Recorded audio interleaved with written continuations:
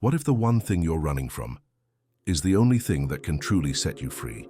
What if being alone isn't a punishment, but a path to unimaginable strength? And what if the most powerful companion you will ever meet has been living inside your mind all along? In the silent hours of the night when the world quiets down and there's no one left to distract you, what remains? For some, it's restlessness. For others, dread. But for the Stoic philosopher Epictetus, those were the moments of revelation, moments when the soul, unburdened by noise, meets the mind face to face. This is not a video about loneliness. This is a video about discovering the most powerful relationship you will ever have, the one with your own mind. Epictetus believed that the world around us is unstable, unpredictable, full of events outside our control. But within us, that's where the true power lies. And if you understand that, if you build strength there, then you are never truly alone. Epictetus was not born into privilege. He was born a slave. His body was shackled, but his mind roamed free. He learned early that no man could imprison him if his thoughts remained his own. And so he trained his mind like a warrior trains his body. Discipline, clarity, focus. He knew suffering, he knew silence, he knew abandonment. But he also knew something most people miss. Your mind is your constant companion. And if you can befriend it, strengthen it, master it, then solitude becomes your sanctuary, not your sentence. Let me tell you a story, not from legend, but from Epictetus's own life. Imagine being a young man, enslaved, walking through a Roman villa, obeying commands, watching others eat the meals you prepare, live the lives you serve. But instead of resentment, Epictetus listens. He watches. He observes the nature of people, their vanity, their suffering, their desires. And quietly, without protest, he begins to train his mind to detach, to observe pain but not be consumed by it, to see insult yet not be reduced by it. He realizes something most people never learn. The mind can choose its response, even when everything else is taken from you, freedom, wealth, status. This choice remains. Man is not disturbed by things, but by the views he takes of them.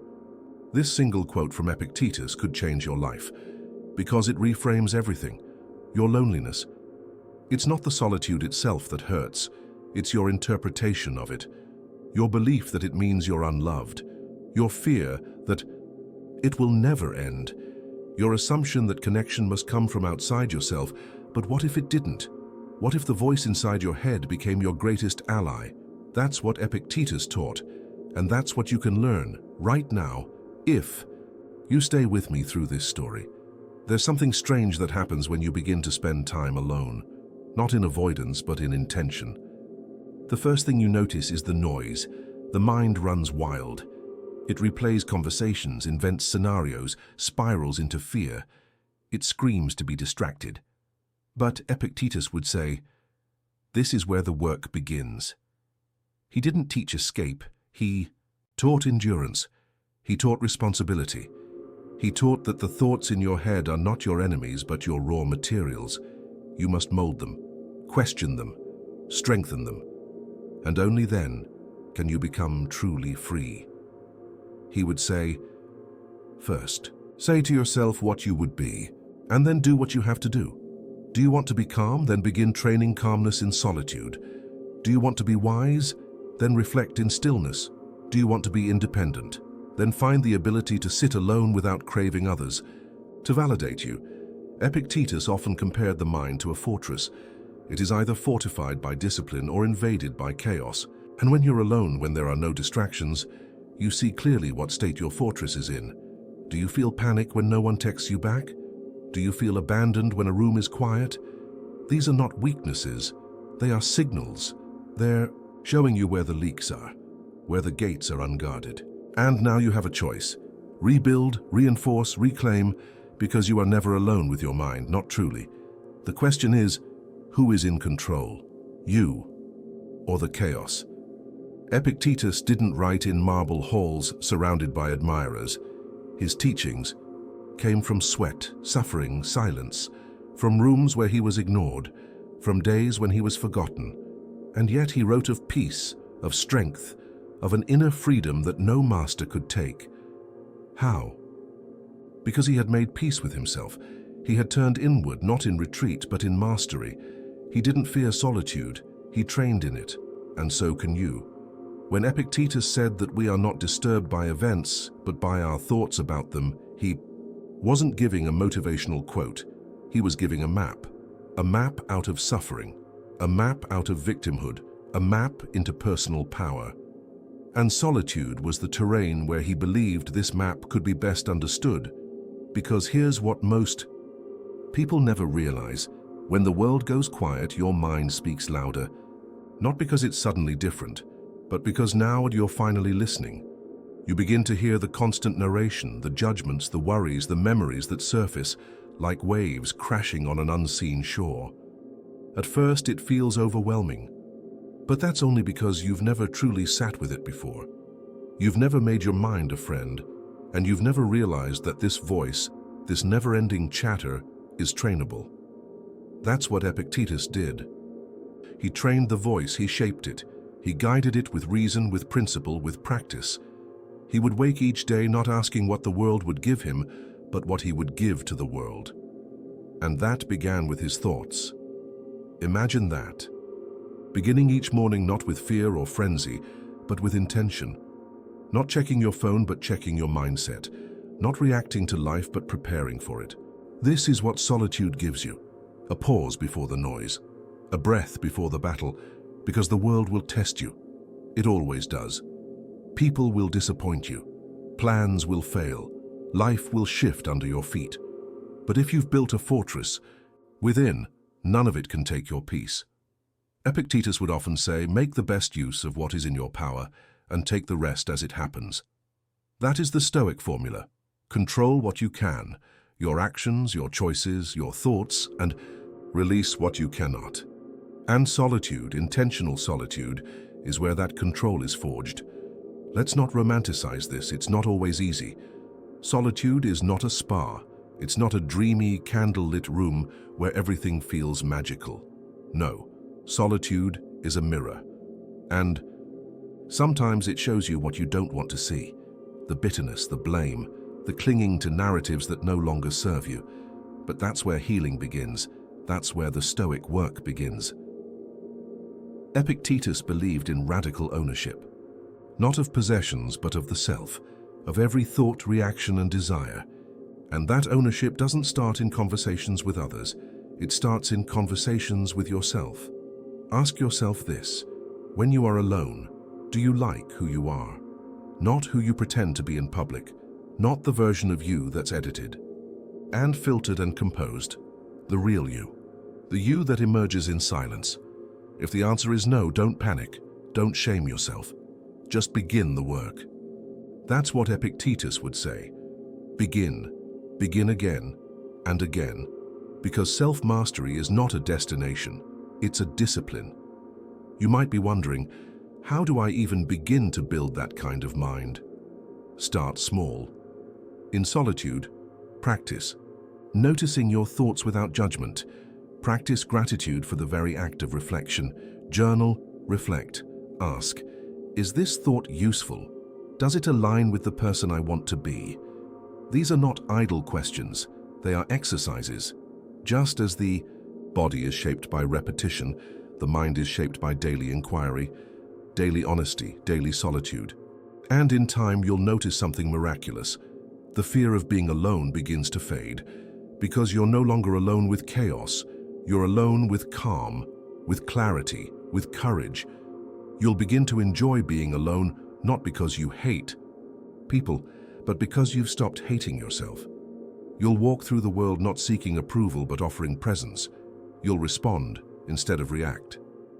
Pause instead of panic. Reflect instead of run, because your mind is now your ally. Epictetus believed that this was the highest freedom, not wealth, not fame, but the ability to live undisturbed by what you cannot control. And that begins always with the mind. You are never alone with your mind, because your mind, once trained, becomes a sanctuary. Not a perfect place, but a peaceful one. And isn't that what we're all looking for? When you train your mind the way Epictetus taught, something subtle but extraordinary happens. You begin to walk through life with an inner calm that others can feel. You're not chasing anymore. You're not proving. You're simply present, rooted, available. And this presence, this solidity, is what draws others toward you, even when you spend most of your time in solitude. There is a great misunderstanding in modern culture. People believe solitude means withdrawal, that it's a sign of sadness or worse, failure. That if someone chooses to be alone, they must be broken. But Epictetus flipped this on its head. He believed that solitude was where the real work happened. That it was the place where self-respect, discipline, and personal freedom were cultivated. Not in performance, but in practice. Think of solitude like sharpening a sword. You don't do it in battle.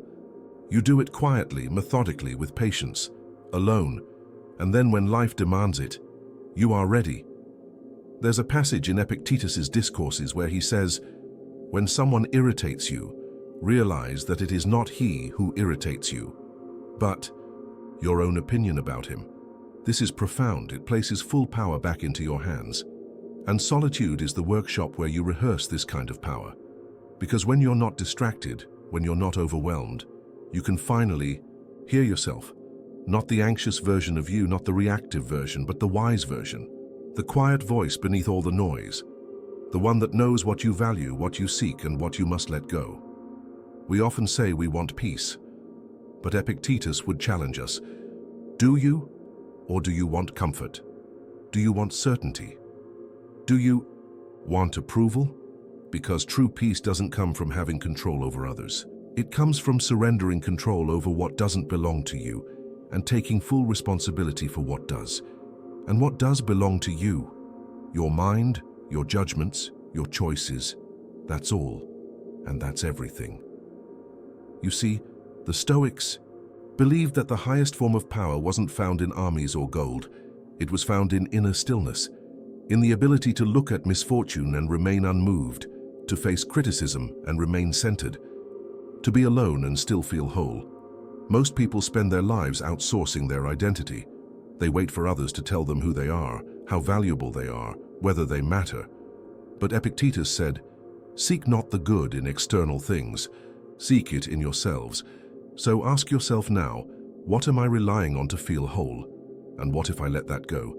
What if your value was never in question? What if your worth had nothing to do with the roles you play or the validation you receive? What if solitude wasn't a void, but a mirror reflecting back your deepest strength? Because here's the great irony. The more time you spend alone building that strength, the more present and loving you become when you return to others. You stop needing. You start giving, you stop grasping, you start serving, you stop fearing silence. You start cherishing it. You become grounded, real, steady. You become someone others can trust, not because you always have the answers, but because you've learned to listen. And where did you learn to listen? In solitude? Not in podcasts, not in group chats, but in quiet mornings with your breath, in long evenings with your journal, in silent walks where thoughts became prayers, in the space between the noise where your soul could finally exhale. This isn't philosophy for monks in the mountains. This is for you, sitting in your room, watching this video, wondering if it's okay to feel this way, to be alone, to be searching, to be unsure. Let me tell you, yes, it's more than okay. It's necessary, because you are not truly alone. You are with the one person who has been with you through everything, yourself. And, maybe for the first time, you're starting to listen.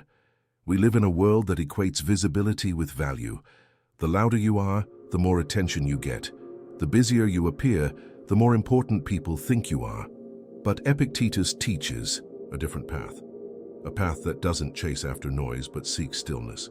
A path that does not shout for attention, but listens intently to the silent wisdom growing within, because not everything valuable makes a sound. Sometimes the most powerful transformation happens quietly, in an early morning breath, in a midnight whisper, in a moment when you choose not to react, when you choose to observe instead of explode, when you catch a destructive thought and choose to replace it with something true. That's Stoicism in practice, That's mental strength in solitude, and that's the kind of strength Epictetus wanted for you. Not brittle, performative strength, but quiet, enduring strength. The kind of strength that isn't shaken when plans fall apart, that doesn't collapse when someone rejects you, that doesn't vanish in the absence of applause, because it was never built on any of those things to begin with. It was built in silence, it was built in solitude, it was built on truth. Epictetus reminds us that we are not here to be liked.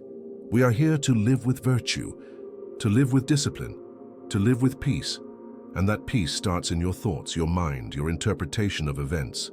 He said, if you want to improve, be content to be thought foolish and stupid. In other words, do not let the fear of judgment keep you from growth. Do not let loneliness pressure you into the wrong company. Do not trade your peace for popularity, because when you are truly aligned with your mind, when you faced the quiet and found clarity, you don't need external validation. You don't need the crowd to agree with you. You don't need the noise to tell you who you are. You know, and once you know, you cannot unknow it. And that knowing, that deep connection to your values and inner voice, becomes your compass. Your foundation. It carries you through storms, through heartbreak, through isolation, because it's real, it was earned, and no one can take it from you. This is why solitude matters, not because it's easy, but because it reveals the work that needs to be done. It strips away the distractions. It forces you to choose comfort or character, approval or authenticity, reaction or reflection. And when you choose reflection, when you choose to turn inward, you step into the Stoic arena. You join the lineage of those who trained not in palaces but in pain, not in crowds but in stillness. You join Epictetus. He would ask you, what is within your control? That question alone could change your life. It filters out the noise. It clarifies your choices. It empowers you to stop wasting time on things you can't change and focus fully on the things you can. Your mindset, your actions, your perspective, that's the work, that's the mission, and it begins in solitude. So if you're alone right now, if you're sitting with silence, don't rush to escape. Don't numb. Don't distract. Listen. Listen to what your mind is trying to say. Listen without fear. Listen without judgment. Because that voice you hear, it's yours, and it's wiser than you think. Epictetus would have told you that your mind is like a wild horse at first, untamed, unfocused, restless, but it can be trained. And once trained, it can carry you farther than you ever imagined, but only if you're willing to sit with it, to understand it, to lead it, not with force, but with clarity. And clarity, as you now know, begins with solitude. And here's what no one tells you. The more time you spend understanding your own mind, the more compassion you begin to have for the minds of others. The more you accept your own solitude, the more you can accept someone else's. You stop needing people to act a certain way just to feel okay. You stop controlling. You stop grasping. You begin relating. Not as someone desperate for connection, but as someone already connected deeply to something internal, something unshakable, something quiet, but powerful. And this is when everything begins to change. You begin to show up differently in the world. You listen more. You judge less. You move through life with an energy that's calm but clear. You don't panic in discomfort. You don't run from pain. You sit with it. You learn from it. You grow through it. This is the Stoic life. Not a life without feeling, but a life with focus. Not a life without challenges, but a life with courage. Not a life without loneliness, but a life where loneliness becomes a guide, not a ghost. Epictetus showed us that solitude is not the absence of people. It's the presence of purpose, of reflection, of honesty. And when you're truly alone, not just physically, but emotionally, spiritually, you get the rare opportunity to rebuild from the inside out. You get to ask the hard questions. What kind of person am I becoming? What values guide me? What fears still run my life? What does freedom mean to me? And as you ask, you start to find. Not all at once, not in perfect clarity, but piece by piece, you gather the fragments of your strength. You gather the dignity that no one gave you, but that was always yours. You gather the focus, the patience, the emotional resilience that can't be taught in a classroom or on a screen, but only in silence, in solitude. And slowly, you become the kind of person who walks into a room and doesn't need to prove anything, the kind of person who's okay when others leave, the kind of person who's not afraid of being alone. Because they're not alone, they're with their mind. And their mind is a fortress, their mind is a companion. Their mind is a temple they've built one quiet hour at a time. This is the power of Epictetus. Not in loud declarations, but in daily disciplines. Not in grandeur, but in grounding. Not in controlling the world, but in mastering your place within it. And that's what I want you to remember as we close this journey. You are never truly alone. You have your breath, you have your thoughts, you have your principles, and you have the ability right now to shape all of them with clarity, with patience, and with purpose. So next time you sit in silence, next time you feel that familiar ache of disconnection, I hope you remember this. Your solitude is sacred, it's not empty, it's not failure. It's your proving ground, your path to self-respect, your training for what matters most, and maybe, just maybe, it's not something to avoid, but something to embrace. If these Stoic quotes helped you find peace in your loneliness, don't forget to like, comment, and subscribe.